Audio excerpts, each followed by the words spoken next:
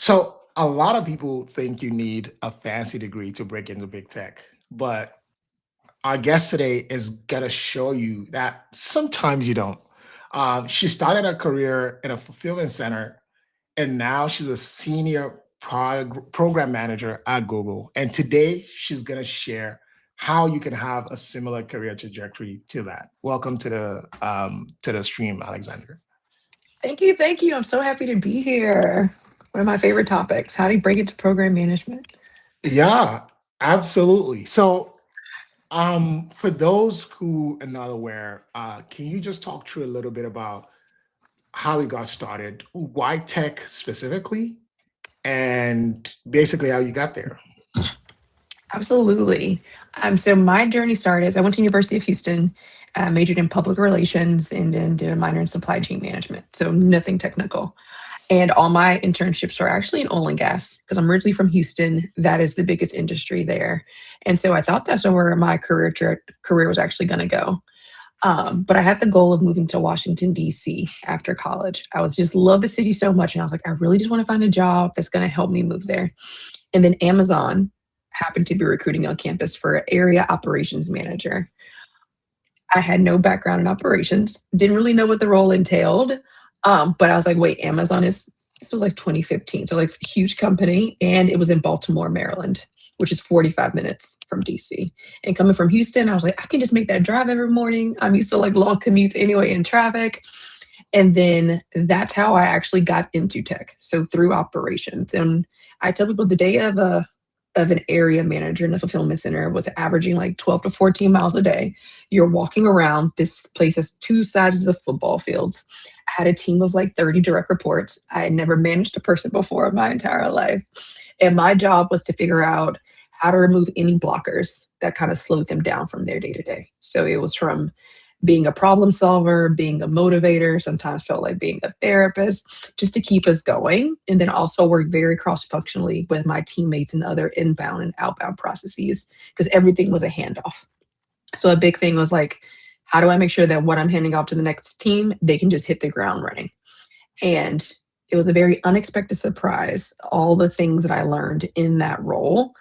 But it taught me a lot of the core foundational things about being a program manager before I even knew what this role was. Mm, Program management wasn't on the radar. My goal, like I said, my goal was Washington, D.C. This brought me to Baltimore. mm. Um, so that's how I got my break into tech, was like through an operations role, learning a lot from there, and then kind of being on this pivoting journey after. But it was definitely unexpected. I really thought I was going to be in the oil and gas industry.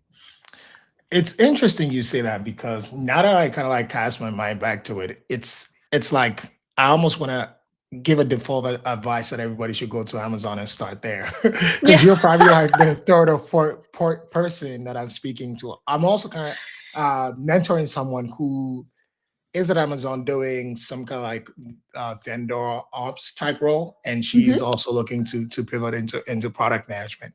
You talked about some of, I want to say, opportunities that you had, for example, never managing people before and then becoming a people leader in a sense. Uh, what did that look like? And I know it's very challenging. So how did you Um, kind of like build the skills to be able to do that job effectively? yeah. So one of the things I did love about the onboarding at Amazon is that you actually had to do the role of your team and you had to meet the performance targets that we actually had set for them. So Mm, there wasn't a time where I was like, I didn't only saw it from like like viewing them as like I shadowed and then I did. And mm, during that time of learning, I was like, oh my goodness, we should fix this. This is a huge pain point. This is slow. Like I learned so much just from like directly doing it. And so you couldn't mm, even move into managing until you met that rate consistently. mm, mm, So that I always tell people, even as a program manager, I still mirror that for any program. If there's like an operations piece to it, I go in and do it in path because I feel mm, like you get those best learnings when you're actually doing, and then you can go back and try to problem solve. But that experience hands on was huge. So that was the first thing. Next thing was relationship building. Going through not coming in as like, I'm your boss, you need to do this, but really like kind of talking to understand your team, empathy, huge thing that ended up translating over to program management by Mm, talking to them, seeing what's in their day to day. For the stronger performers, I was like, hey, what are you doing? Like, how can we like spread this and scale what you're doing to the rest of the people on the team? Really taking the time.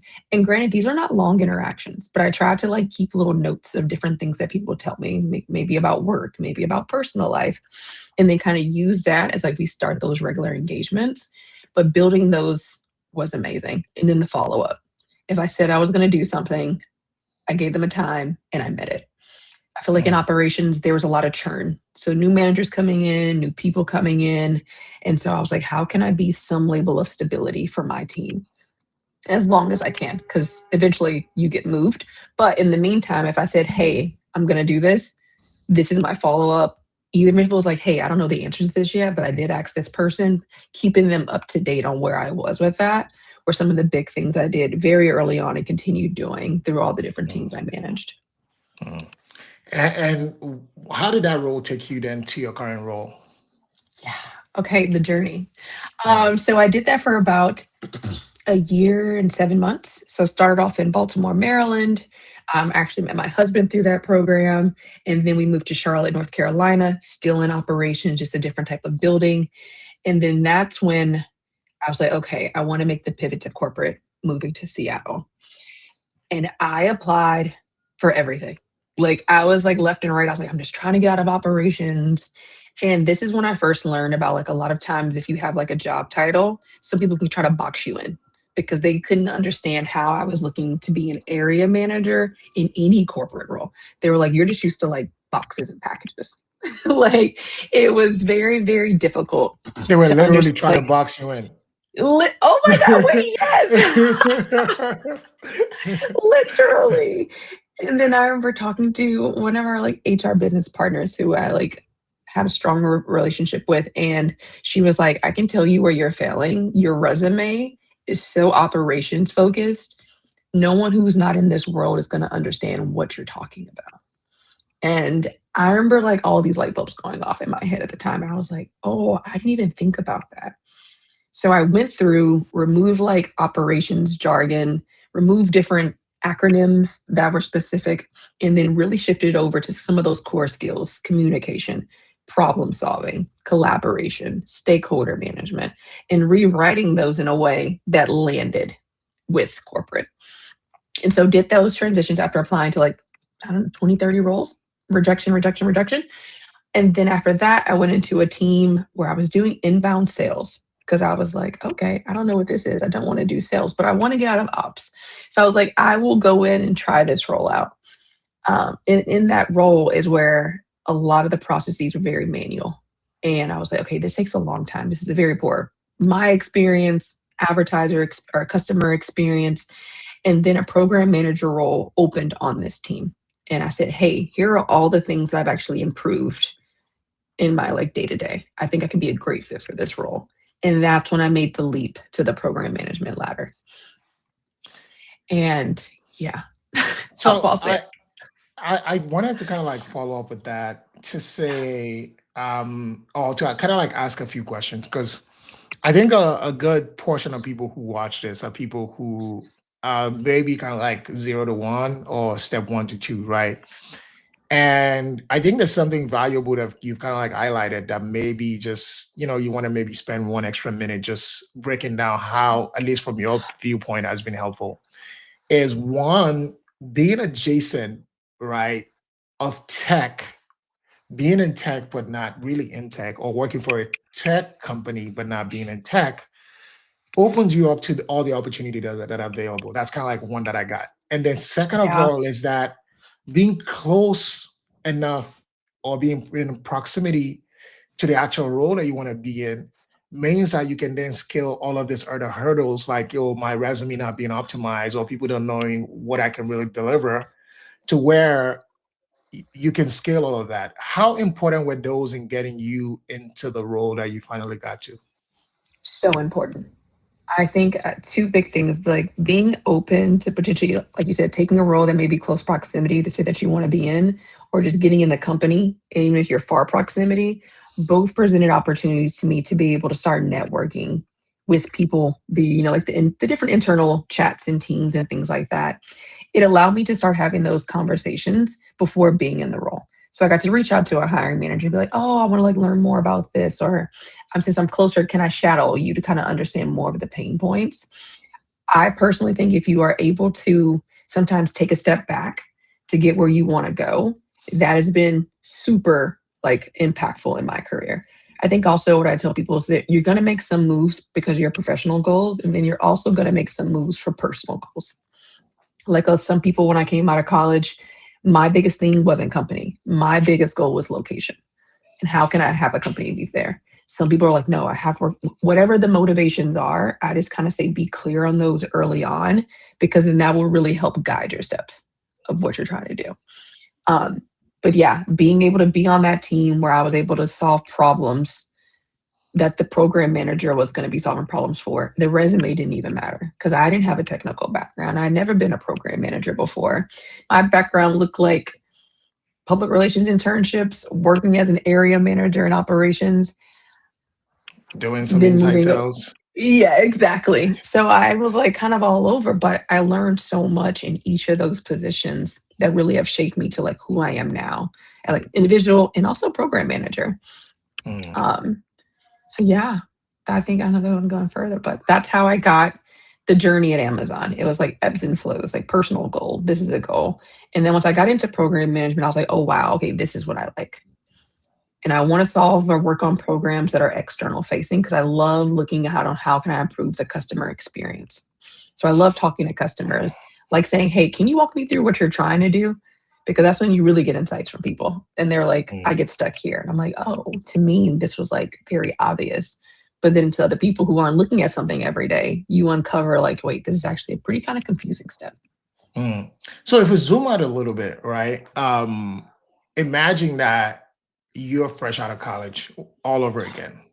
You don't have any of this kind of like views or um experiences, but knowing what you know now to a certain degree, and you had to do it without, let's say, all of the journeys and detours. What would you Yeah. do today, day one, to kind of like almost get to the same position today, having the insight that you do? It's a bit difficult because I'm thinking about also market conditions. Mm. This was also, I'll be very like the market was different when I graduated, but take that out. Okay, cool. I think the big thing that I would do is actually, I don't know if I would change a lot. The first thing I would check to see is like, what are my motivations? Like, what do I want to do? Mm. Like, that would be the first thing. Like, would that Why is goal that still be important? moving?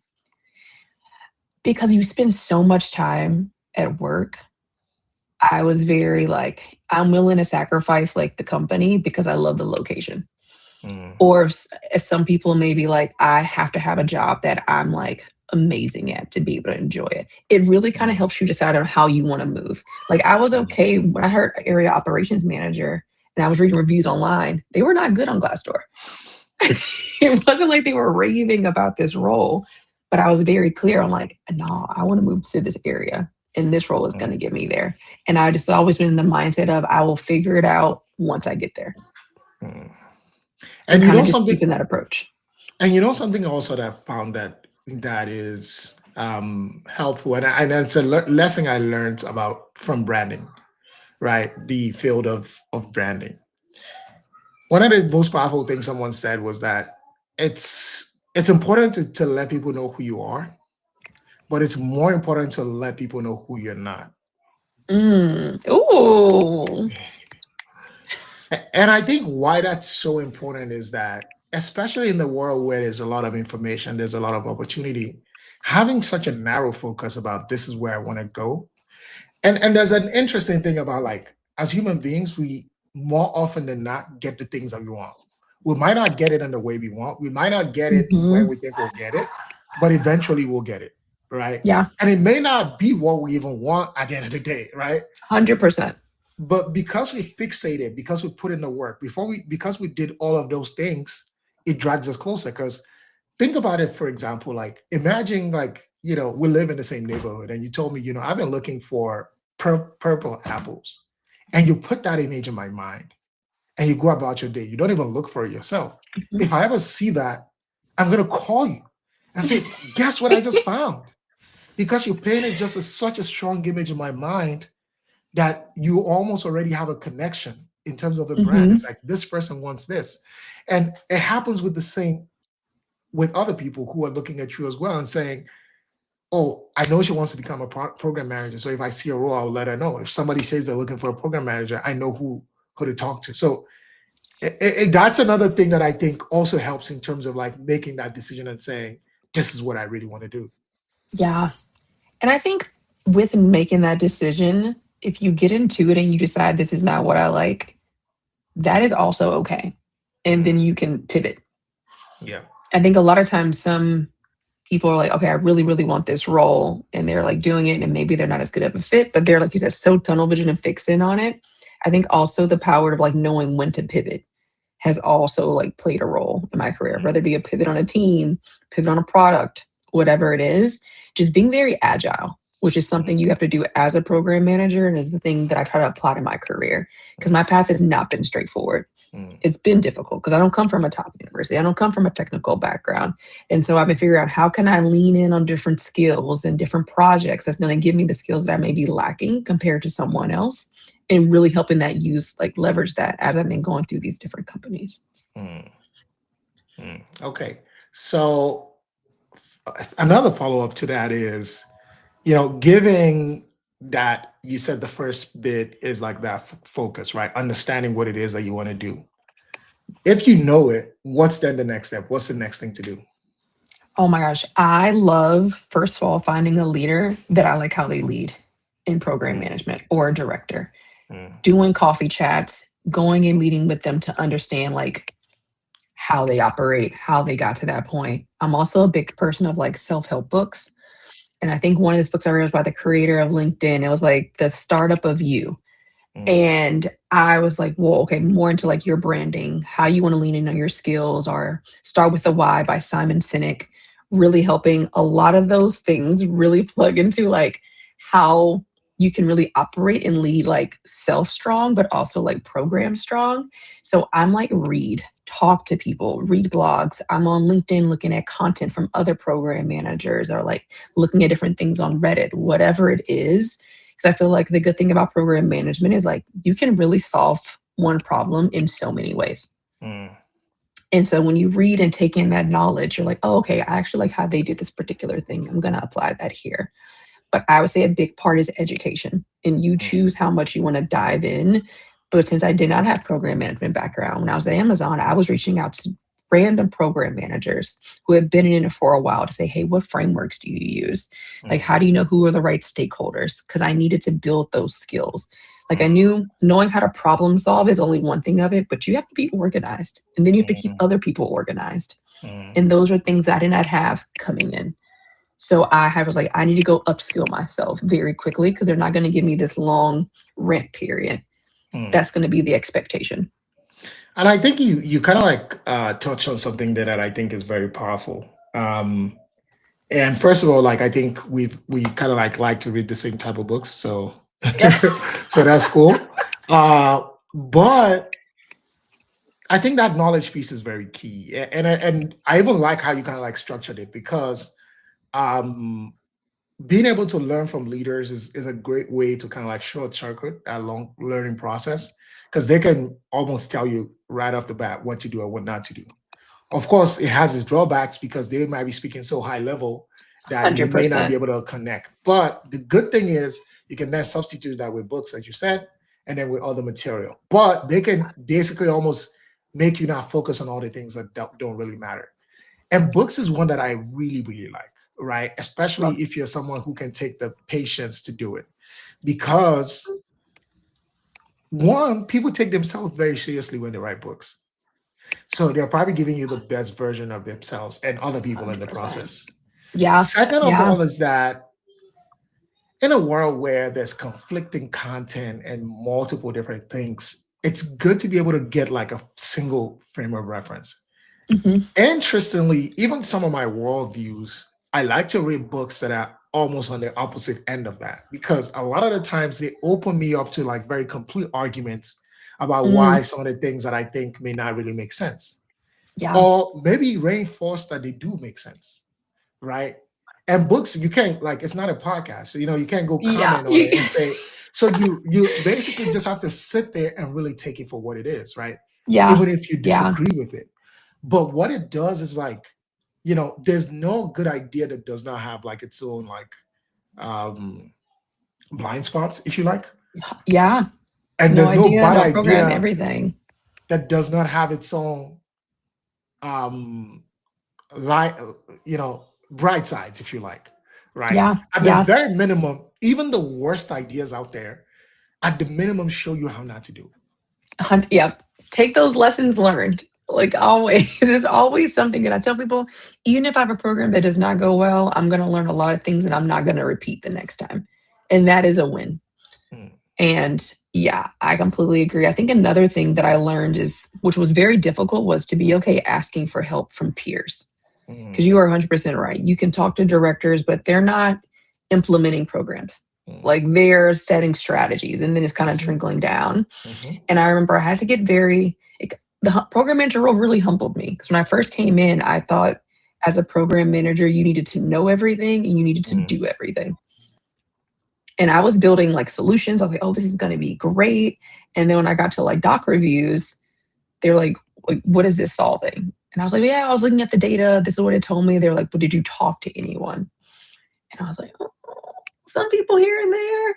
And then I remember I was like, oh my gosh. I remember being so disappointed in myself because I was like, I didn't know. And they're like, you're just learning, but you need to make sure that you identify the SMEs of whatever area it is. You need to talk to them, understand what's working well today, what's not working well, do your data, draw up a hypothesis of what you think is happening, get that gut check by them. And then you go through, and then when you present these docs to leadership, they'll know that you did your due diligence and you're building something that's actually solving what your customer needs.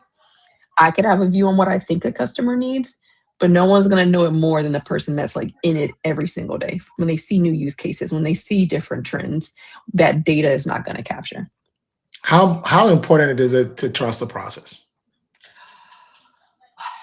Like just the program management process, No, or, in general. you Because know, one of the things that you said right now is like, if you go talk to the stakeholders, right, especially the leaders or the sponsors, yeah, they may not agree with the answer, yeah, but it's hard to disagree with the process. But if you zoom out, also like the journey was a process. So mm. in general, like how important is it to trust the process? It is very important. I think a part that's difficult is like, it's hard to trust a process when one is not documented. I think a lot of times when I come into a team, they're like, hey, you're taking over this work stream. I'm like, cool. Where's the documentation? And so when a lot of times it's not mapped out, I can't even stick to what the friction points are. And so, Mm, and then after that, it's like, hey, from a business perspective, money or revenue, things may be looking well, but I'm like, could we be doing more from an experience standpoint where we could potentially get like more? So I say trust the process as much as you know it.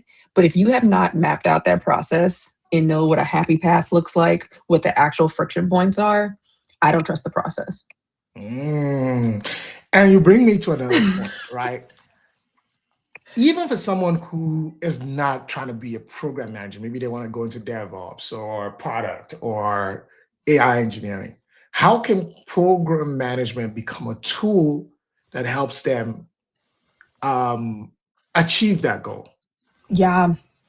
I think the good thing about program management, a lot of people do pivot into product, in whatever the use case is.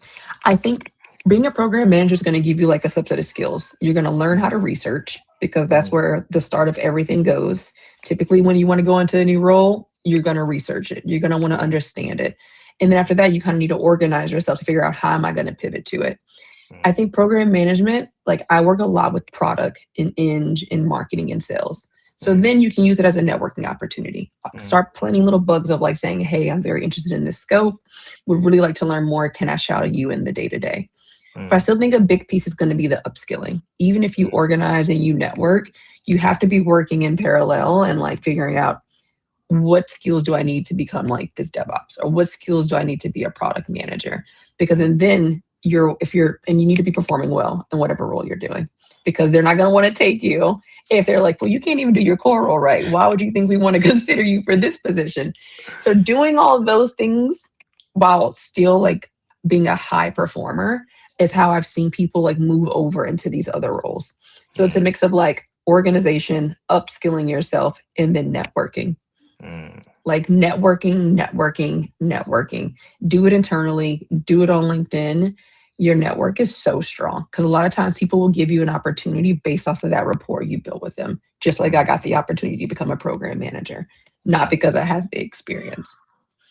interesting. Yeah, that is so powerful. And the next one is almost that. What's one thing that you're most proud of in your career journey so far? Okay, so my favorite project, I always go back to Uber. So I joined Uber in April 2020. This was like at the height or the beginning of the pandemic, but a lot of stuff was happening in the Black Lives Matter, George Floyd.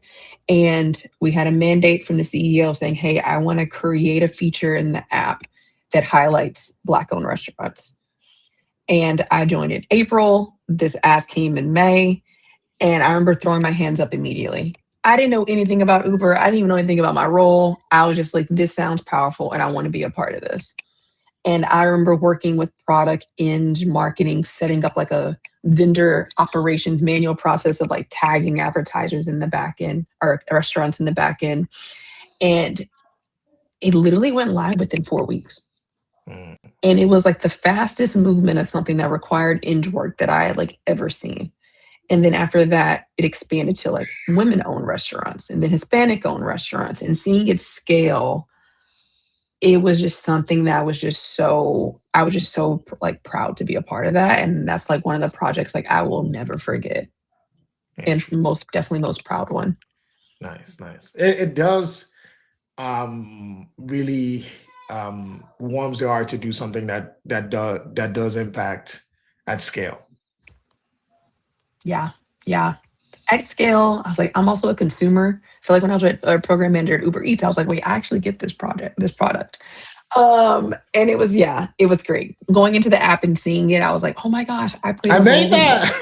I that. know. I was like, oh my goodness, I was so excited. And yeah, that one was by far like the most impactful and like connected project I've worked on in my career. I've also had a similar experience where I did something that was on Best Buy, and I probably refreshed that page a million times. Yeah, it's so I would good. I like to got a tell marketing everyone I memories. did that. um, so next thing is, deconstructing one more time in terms of like your career journey up until this point. What are some of the more non-obvious wins, like things that if they probably hadn't happened, like this moment doesn't happen? Um, I think a big thing that's like not obvious and also that you don't get coaching on in school is like navigating office politics. It is something that I'm still learning. It changes with the team you're on, it changes with the group of people. But I think I've been super blessed with great managers, great leaders who have like helped me get skills, give me visibility on projects that I've worked on that may not have seen the same level of senior leadership if they weren't involved. But also like knowing, reading the room. Like when you are a program manager, you lead a lot of different people, but I'm not their direct manager. So I need to be able to influence them to prioritize this when I'm not the person that's like giving them like their reviews. And I think learning how to influence without being like their direct leader, huge. Because then after that, you're like, okay, not only were we able to get the project done, I was able to influence others to also prioritize this. And we all got this over the finish line. And without being able to influence, I would not have had the success and the things on my resume that I was able to do with that. Because as a program manager, sorry, there we go. As a program manager, that's like one of our biggest challenges is that you can't do things in silos.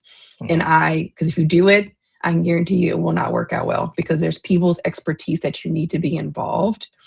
But being able to navigate politics, figuring out who are the people that I need to connect with, figuring out which leader voice is the highest in that room has been a very delicate dance Mm. that's had to continue.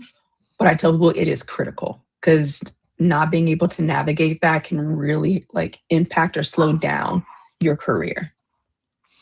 Uh, what inspired No Ceilings, and did you get permission from Lil Wayne? Well, that trademark he wasn't in there. No ceilings honestly came because I've always, I think even in college, have been helping friends on resumes was like the beginning. Always resumes and then eventually going into mock interviews. But one thing is like working at these companies, I've interviewed for a lot of the major companies and the roles I've gotten like offers and I've worked at, I'm like, I've learned so much along the way. And I was like, I want to be able to go back and give that knowledge to others who are trying to break into tech. Let's be real, the interview processes are hard and they vary by company. And you have the applicant tracking system, and now you have AI. And I'm like, how do I communicate impact when there's so many people communicating impact?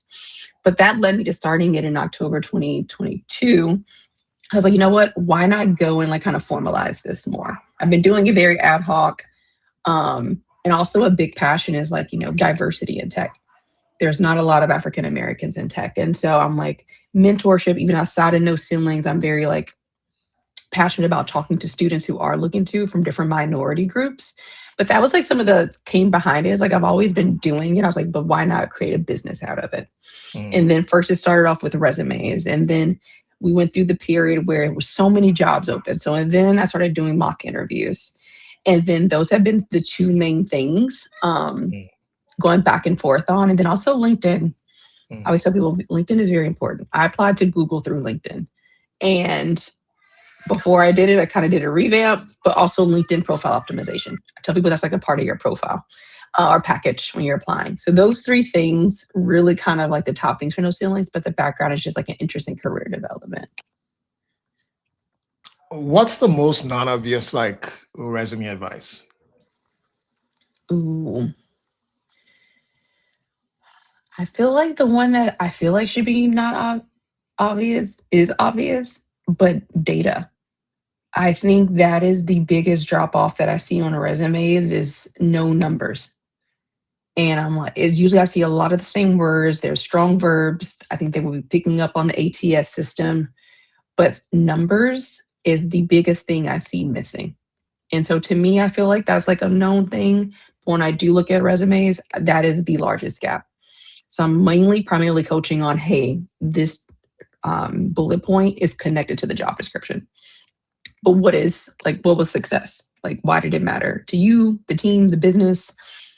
I think another big thing I tell people is that your resume content needs to be geared towards the role you're looking to land, not just a summary of your big wins. So as you're looking at the job description for the roles and responsibilities, okay, this bullet is asking for this. Do I have a bullet on my resume that aligns to this? Great. And then doing that cross reference. I see a lot of people just put like a lot of big things. And I'm like, but that's not how success is going to be measured in this role you're applying for. So it needs to be very future of the role you want, not just the great things you've done in the past. I like what you said about data, so I'm gonna click into that a little bit. When you say data, what matters the most? And I'm gonna clarify a little bit. Yeah. Is it that I say it's 60% or this or that? Or the second element that you said is like, why did it matter? Because sometimes it might be a little data like one. It might be a small number like one, but the Yeah. one might really move the needle, whereas 60% of zero is still zero. Yeah. Honestly, you really do have to market of what's going to look the strongest. And so sometimes if it's like a 60% increase, then like how much time did you save? How much revenue did you improve? How many issues or tickets did you solve? I tell people to think about is how can you quantify anything that's in the bullet? For instance, I'll see a resume, they're like, pull reports for monthly meetings with senior leadership. And I'll say, okay, cool. What's the frequencies of these reports? Are you doing weekly? Are you doing quarterly? Are you doing monthly? Give me that number. And then after that, what is happening with leadership? Are they figuring out a strategy based off of these reports? Did that strategy result in any revenue increase? And try to dig and push to actually get to what was done with whatever action that you did that drove an impact. So, like I said, I typically, especially for program management, a big thing was like um, decreasing time. Like how much time was saved, how much revenue was unlocked, what's the number of people you upskilled in a training to get them ready, what's the number of salespeople, like this is how much revenue was at risk, this is like the total amount of contracts that were being looked at, like anything to kind of make it understand like what was the scale of whatever you were working on is what you want to be able to translate into your resume. Mm.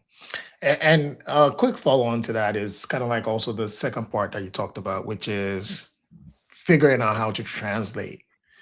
Um, we're in a very competitive job market. A lot of people have to put in hundreds of application.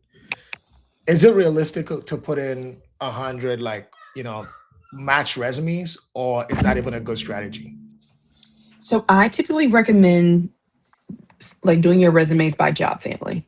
So when I say that, if you're applying for program manager roles, 95% of these job descriptions are going to be looking for the same key skills: collaboration, stakeholder management, problem solving.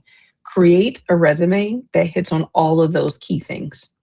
Then, if you're doing for a product manager role, I would not use the same one for, like, let's say, product and program, because product, you're creating the vision and you're telling us what we're going to build, versus program managers more on the implementation.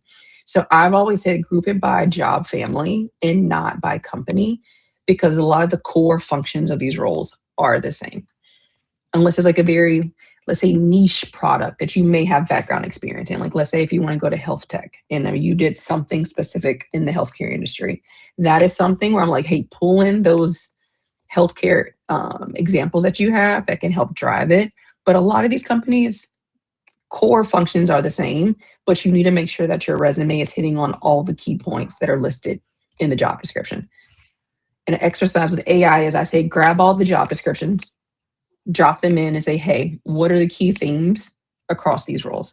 Don't write the contract, but like let me know what are the key types of real skills they want to see, and kind of help let that guide you as you're thinking about what examples you want to provide to make sure that those are capturing or reflecting those skills that are needed for the role.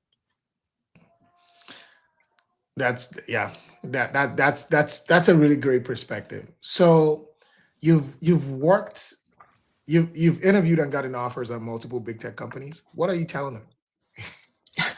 I think a big thing is so I tell people resume is just the first part. Like you have to have, like, mine are very specific to program management. Every single bullet has a number of measuring success in whatever it is.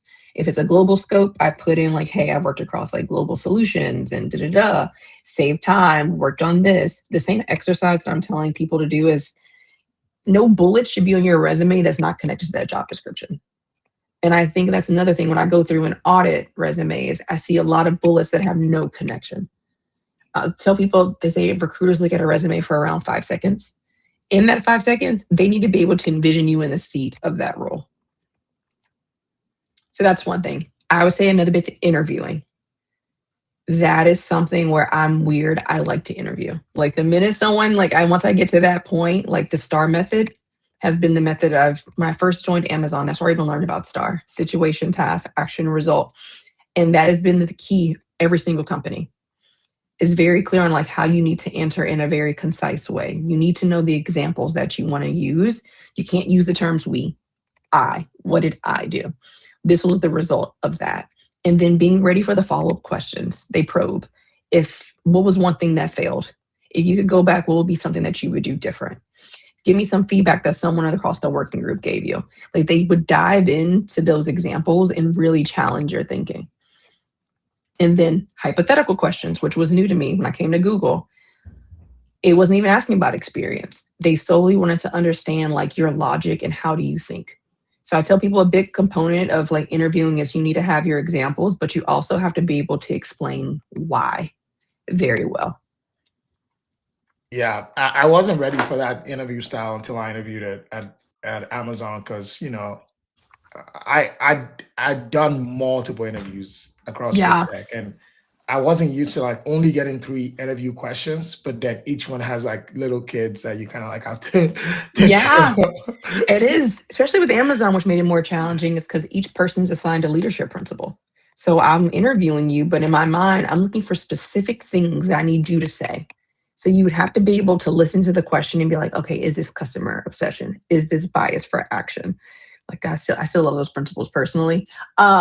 But being able to like hear that is so like a part of like the interview process. So I think a big thing, I said, resume is always going to be your first thing to get in. I tell people your resume needs to be clear and crisp and aligned. Your LinkedIn profile needs to be clear, crisp, and aligned.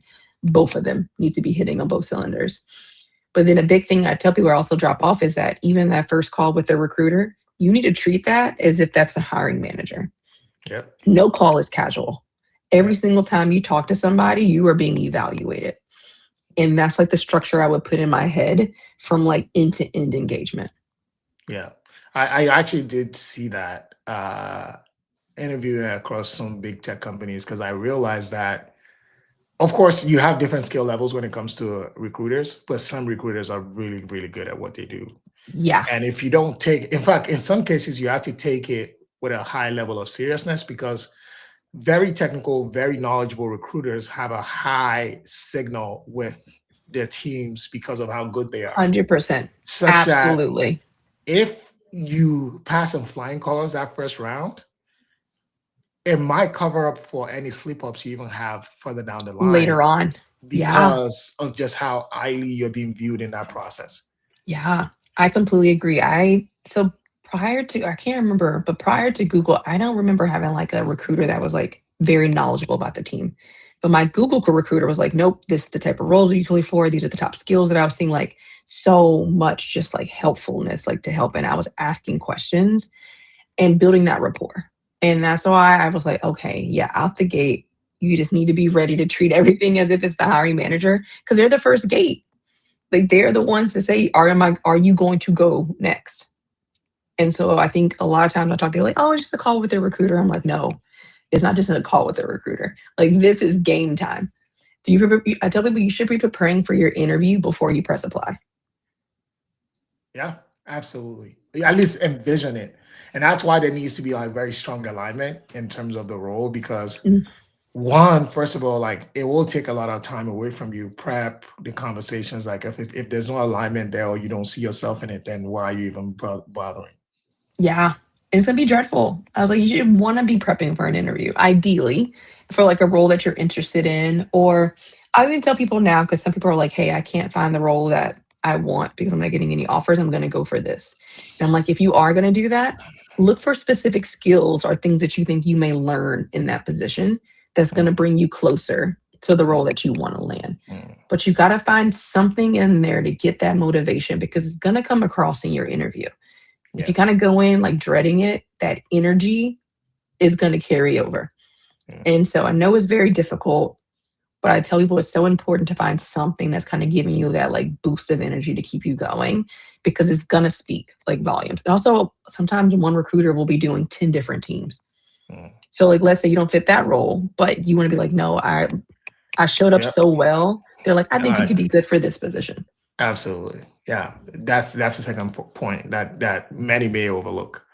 So, in terms of just advice in general, what would you advise someone to do if they're looking for not even just program management roles in this market, but just any role in particular? Yeah.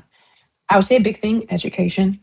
Get some certifications, LinkedIn Learning. And if there's a specific cert that's in your field, do it during this time while you're looking, whether it be a PMP certification or like an AWS certifications or data analytics. I know Google offers several free ones. During this time, do those. I think another thing is also doing outreach, but being intentional. Like if there's a role that you see at a specific company, rather than just reaching out to someone saying, hey, I would like to talk, look for someone, let's say if you want to go into program management. Hey, I see you're a program manager at this current role, at this current company. Here's a specific PGM role that I'm interested in learning more about. Do you have time for like a 15, 20-minute coffee chat? And I would like to understand like what was your interview process like? What does success look like in the role? And then what are tips that you would provide to somebody? Being very intentional. I see a lot of people reach out saying, hey, is your company hiring? No one person is typically going to know like all that's happening, but you taking the time to go to the job board, filter out for the location, doing all the pre-work makes it easier for the person that you're reaching out to say, oh, you know what? This isn't on my team, but I know where this is coming from. So intentional outreach. And then also, I would say volunteer if you can, or shadow people, work on side projects that you can kind of create and add to your portfolio, and then include those things. I think those are some of the levers you can pull to kind of stand out in these competitive markets. Are there any competitions? Are they hackathons? Is it a thing you can submit? Like really starting to say, okay, how can I be or stand out as an applicant amongst a pool of so many people? That's the thing that you can control. And then also LinkedIn. Even if you post once a week, post. I think that's another thing that, like, when people are engaged on being thought leaders or just sharing what their learnings are, super, super helpful. Like I said, I applied to Google through LinkedIn. I didn't go through the referral process, but before I did that, I knew I was already active on it. I went and updated everything to make sure that it aligned with the role, just in case the recruiter came to my page the next day, which they did. So those are things that I would be saying, like, constantly doing. And then just like also figuring out, what is that motivation? Do you want to stay? Are you open to relocating? Kind of see what all those things really have like a clear view on. Was really, really helpful. Yeah, yeah, that is so powerful. Like having a strong vision, I've seen like, as you kind of like said in the response about what's the first step, but even as you kind of like move on, I think those are two very powerful things because almost every journey is like it seems insurmountable, right? Of course, it looks easy once you've done it, but before you do, there's just a lot of unknowns. But I think, and that's even why I like what you said about documentation. It's something I learned in something else about how as humans we're shapeshifters, right? Like we may say like we want X, but if we get B, we'll say that's just as good, right? Yeah. If you write your goals down, an X would never look like a B. And at the Yeah. very minimum, it does not mean that you will land on X. You might still land on B, but at least you can audit yourself and say, my goal was X. Why didn't I get there? Is B a good place to land? Yeah. And am I comfortable going down this path? But what you're at least not doing is revisionism. Like, oh, I always wanted B anyway. No, you Yeah. didn't. So true. So true. The vision changes. Like I said, the vision, tech wasn't on the radar, and I'm Yeah. super blessed and like I'm in it, but it wasn't like I want to work in tech. Like Mm, I was comfortable in oil and gas. Like mm, like that is what I knew. Subsea drilling. Like yeah. that was where I was comfortable. Yeah. Um and so sometimes you just get directed in different ways, but each step was just so critical Mm, into like where I am today, and mm. just being open. I tell people to be open, because things, even if you get a job that everything looked perfect on the job description, it may not be that way in real life. Absolutely. Absolutely. It Many probably will such happen. many such cases. Many such cases. You're like, this is it. I'm a fit. We clicked with the hiring manager. And then day one, you're like, this is not what I signed up for. And then Yeah. figuring out, okay, I need to adapt. Like, I need to figure out, is it too toxic? Like, do I need to leave? Or is it like, you know what? This isn't what I planned for, but this is what I'm going to do to get the best out of this situation, and making those decisions. It's interesting that you say that because one of the roles that I probably want to say is my least favorite role is also the role that I've grown the most in. Like the amount of things that I learned in that role, it's completely insane. Yeah. And I'm actually thankful for that. In fact, I want to almost say like every role has added something new to me, a new dimension. But the 100%. two that I've liked the least are probably where I've grown the most, interestingly. Yeah. Complete. And that's why it's difficult when you're in the thick of it. Yeah. And then, like, when I was an area manager, I was like, what am I doing? I was like, this is not going to bring me anywhere. And then after, I was like, oh, wait, okay, these are skills I actually learned in this space. Like, these are the people that I got to work with. Like, it was such an unexpected surprise. But when you're in it, it's just like, Oh, how you'll do be I like, get through today? it's like that thing from GTA where it's like, here we go again. Like, here we go. Like, we're here. We're going to make it. But I love how you said that. Sometimes those roles can just teach you so much. You're like, I needed this. I needed this challenge. I needed to be uncomfortable. I needed to not be happy. Like, it's so helpful. And I tell people like it's most likely gonna experience it at one point one point or another. So what you ended up doing really didn't have much to do with like public relations, No. but did it? Writing. I will say that's one thing. You do a lot of writing as a program manager. That That's is what the I. only thing. That's what I was gonna say. It's like, Yeah. but does it in a roundabout way? It does. Like PR is like shaping a strong narrative, making it salesy, making people connect. Versus this is like not salesy. It's like, what are you trying to solve? Why is this important? Let me get sign off.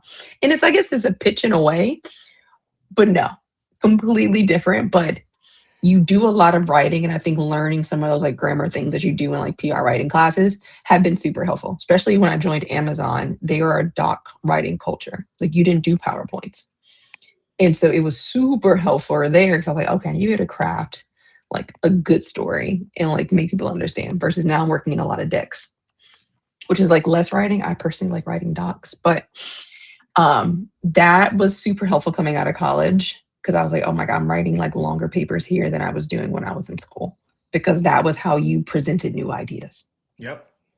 And it's so first 1 second, I want to give a big shout out to Kuchil. Hey man, shout out to you too. Hey!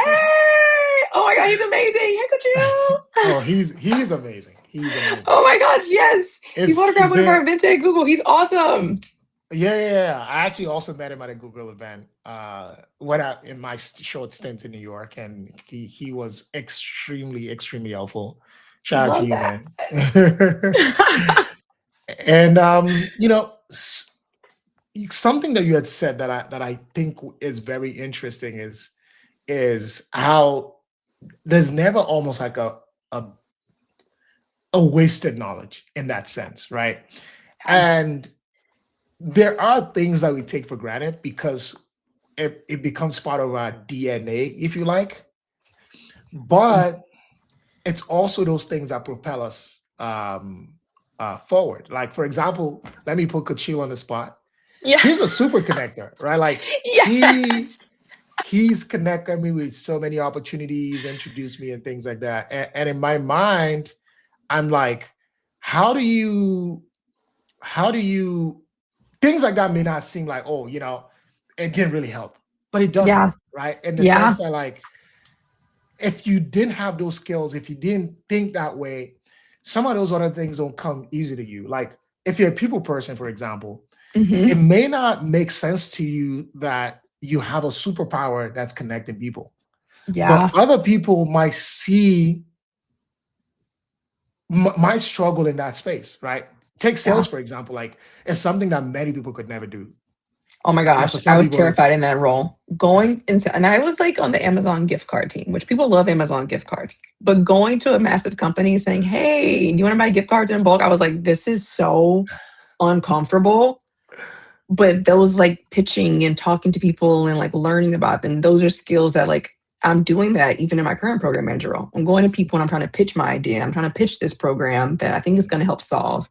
It it taught you how to kind of push through that and like be vulnerable in a lot of ways. I feel like sales makes you be very vulnerable because you're just yep. like, I have to go out and talk to you. And but something I never would have thought about that. I was just like, oh, well, I'm going to be cold calling and reaching out to people, not seeing how later down the line that's really helped and how I Mm, communicate to like teams and different levels of leadership. yeah, absolutely. So maybe a couple more questions and then Ah, we'll wrap it up. It's been such a great conversation already. yes. One is if someone was interested in no ceilings, how can they find you? Yeah. So NoCeilings.work is my website. Also LinkedIn. A lot of people I connect with, they start via LinkedIn message. And because in my About Me section, I also talk about no ceilings. But yeah, you can either email me at noceilings.work, noceilings.work.com. I think that's it. But if not, find me on LinkedIn. That'll be the easiest way. And I'll respond to there if you have any questions, and I can give you like my external facing content that kind of shows like what I offer, the different prices, or if we want to do a coffee chat. I try to make time for those every month with a few people to kind of just talk through what they're thinking if they just have any general questions. Nice. And you know, eh, What's a word of encouragement for someone kind of like just going through the motions in this job market? I tell people focus on what you can control, which a big Mm, part of that is your content. I was like, if you are putting your foot forward, your resume fully aligns with the job that you're going for, and so does your LinkedIn profile. Like these are things that you have 100% control over.